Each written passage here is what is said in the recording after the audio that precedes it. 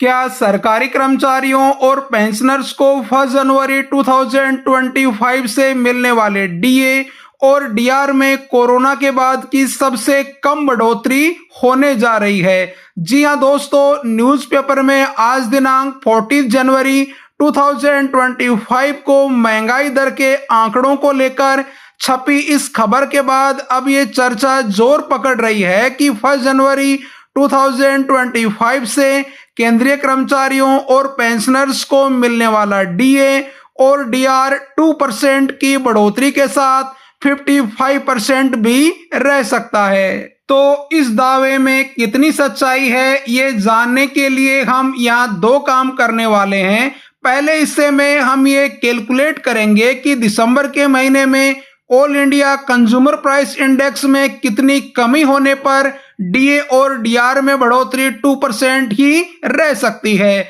दूसरे भाग में हम पिछले कुछ वर्षों के all India consumer price index for industrial worker के आंकड़ों का अध्ययन कर देखेंगे कि इन वर्षों में all India consumer price index में सबसे बड़ी गिरावट कितनी रही है। तो आइए आपको सबसे पहले ले चलते हैं डीए कैलकुलेटर पर। 1 जनवरी 2025 से केंद्रीय कर्मचारियों और पेंशनर्स को मिलने वाले डीए और डीआर की कैलकुलेशन के लिए हमें जनवरी 2024 से लेकर दिसंबर 2024 तक के all India consumer price index for industrial worker के आंकड़ों की जरूरत होगी। और क्योंकि हमारे पास नवंबर 2024 तक के आंकड़े आ चुके हैं, तो अब हम दिसंबर महीने के all India consumer price index के आंकड़ों का अनुमान लगाकर 1 जनवरी 2025 से मिलने वाले डीए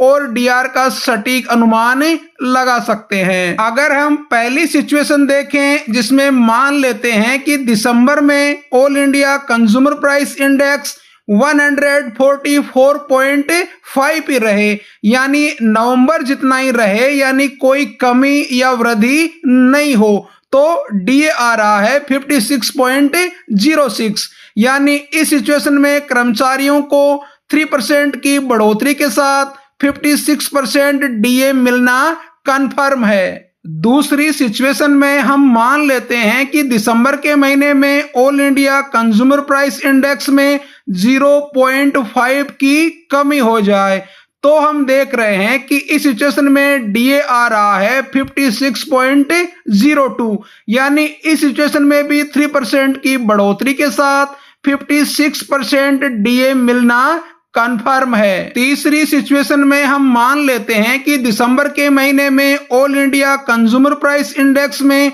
0.7 की कमी हो जाए, तो फिर कितना डीए मिलेगा। तो जैसा कि हम देख रहे हैं कि इस सिचुएशन में भी 3% की बढ़ोतरी के साथ 56% डीए मिलना कंफर्म है। चौथी सिचुएशन में हम मान लेते हैं कि दिसंबर के महीने में all India consumer price index में 0.8 की कमी हो जाए, तो फिर कितना डीए और डीआर मिलेगा। और दोस्तों, यहाँ सिचुएशन अलग हो गई है, क्योंकि जैसे ही all India consumer price index 0.8 कम होगा, 1 जनवरी 2025 से मिलने वाले डीए और डीआर में केवल 2% की ही बढ़ोतरी होगी और ये 55% ही रह जाएगा। लेकिन क्या ऐसा हो सकता है, या all India consumer price index में इतनी बड़ी गिरावट क्या पहले भी कभी हुई है? ये जानने के लिए हम all India consumer price index के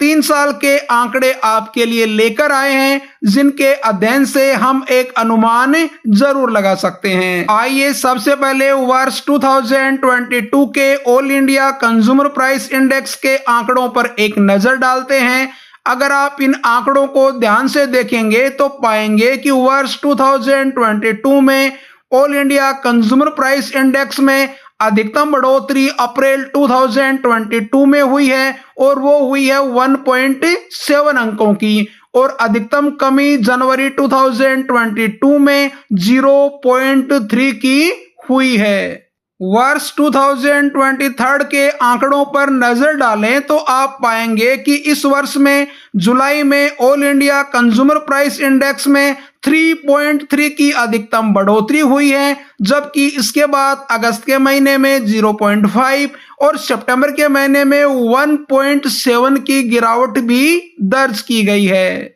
वर्ष 2024 के all India consumer price index के आंकड़ों पर नजर डालें तो आप पाएंगे कि इस वर्ष जून के महीने में 1.5 की अधिकतम बढ़ोतरी दर्ज की गई है, जबकि मार्च के महीने में 0.3 की अधिकतम कमी दर्ज की गई है। इस प्रकार इन 3 सालों के all India consumer price index के आंकड़ों के अनुसार हम देख पा रहे हैं कि all India consumer price index में एक बार वर्ष 2023 में सितंबर माह में 1.7 की अधिकतम गिरावट दर्ज की गई है, लेकिन यहां यह भी ध्यान रखना होगा कि इसके पहले जुलाई 2023 में ही 3.3 की बम्पर बढ़ोतरी भी दर्ज की गई थी। इसके अलावा इन 3 सालों में all India consumer price index में कभी भी 0.5 से ज्यादा की गिरावट दर्ज